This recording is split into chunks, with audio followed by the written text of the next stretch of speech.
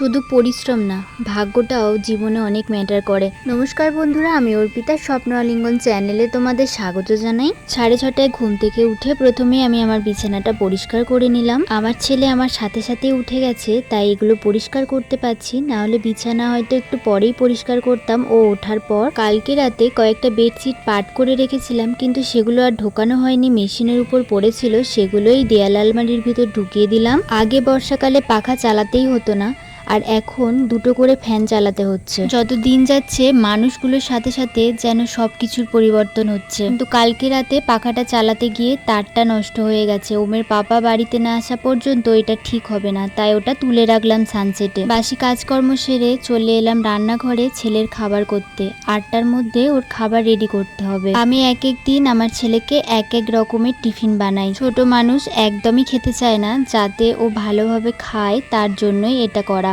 এক এক দিন এক এক রকম টিফিন করলে ওর মুখে টেস্টটাও ভালো আসবে। আজকে ভাবছি ওর জন্য রুটি আর সাদা আলুর তরকারি করে দেব।